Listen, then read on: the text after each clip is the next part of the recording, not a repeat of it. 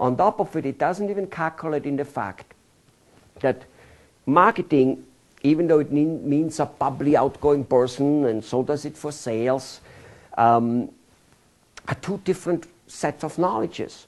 So is the customer service, and so is the bill collecting. Okay?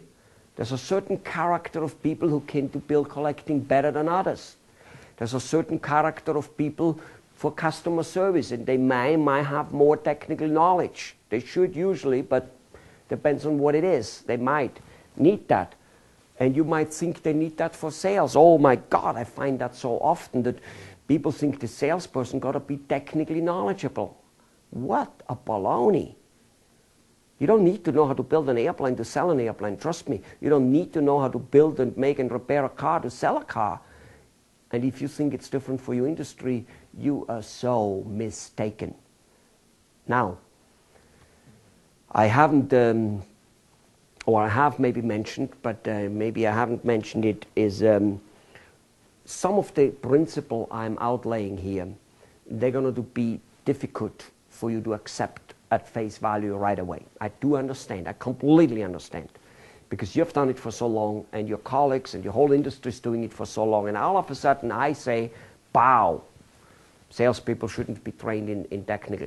I'm not saying they couldn't be trained. I'm just saying it's a waste, and it's in many cases inefficient.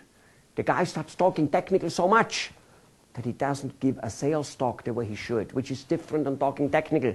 I know you gentlemen, business owners, think that knowing technical, because you do it, and have done it maybe at the beginning, is important to make a sale. It's not. It's not. We see it in dentistry, we see it in medical fields, we see it everywhere, in machinery. We see it all over the place. Being technical inclined makes you usually just talking too much garbage and bullshit, and it doesn't really work. Now, on top of it, it takes a long time to train, so you need a technical guy who understands the stuff. Now you need to train him in sales, which most technical people are not salespeople inclined. That's why they went technical in the first place. Yeah. Most doctors, most, not all of course, but many, they're social deficient. That's just all there is to it. They're not good people. They couldn't explain a root canal or a cold in normal terms if you hit them over the head with it. They think that the technical, clinical terms they learned, that's what the public understands, and they can't talk in another way. Yeah? They're too smart for their own good. And most of the time it is the receptionist or some other treatment plan presenter who presents their treatment, and should be. Okay? Now, that's a good example, and there are many other examples like that. So the point of this whole is, why train a person in 4 different jobs? It takes a long time to train him up, and now you created a monster, literally. You created one person who can possibly not be lost. He's the customer service. He knows the customers. If we get him away from customer service, then, oh my God, we will lose customers. If we get him away from the prospects, then they will not ever buy anymore. All baloney. We change presidents every 4 years. We change CEOs of the largest companies every few years. You know, I used to work for companies like Hilton. People from the catering director, from the salesperson, from whatever it may be, including the general managers, the food and beverage directors, the whatever it may be, they get changed every 2-3 years, period. If you don't get changed, you probably get fired. You usually get a better position or position in a different hotel or whatever it may be, but you get changed in order to keep the blood going. So many, like on my last trip in India, again I heard it, and I heard it 15 years ago when I first consulted in Bombay, is this, we cannot lose this person. Of course not, because he has all these jobs. He's literally holding you hostile. Not that he wants to, not that he's a bad person, but it looks like that. Ladies and gentlemen, you need different people for these activities. It doesn't really work. Why do you think Mr. Henry Ford invented the conveyor belt, the car building? One guy does, welding. The other guy puts the wheel on it. Every guy does one thing. You know, he doesn't even have to move from one job to the other one. The car comes to him. There's a reason for that.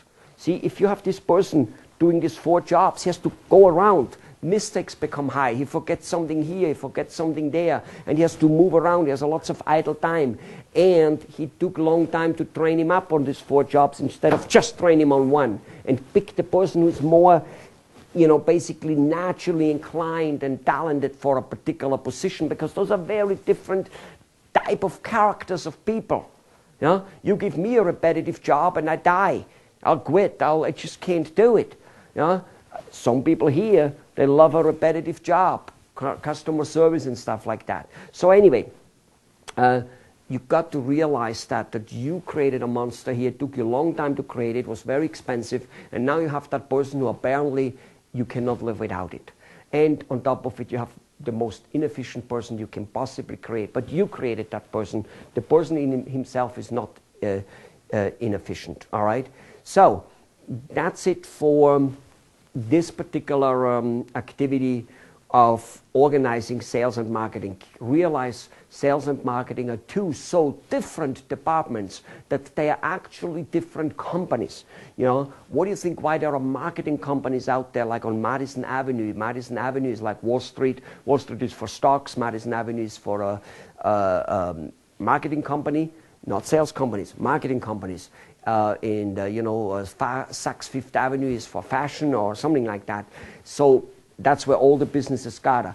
People on Madison Avenue can and will market any and all companies. And that's where the people go when you want to be a politician and want to run for president. You go to Madison Fifth Avenue people and get them as marketing people. That's where IBM goes, and that's where everybody goes there. And those people would market any and all business, because marketing in itself is a full-fledged business. And you better start treating your company for a treat and create a full-fledged marketing department.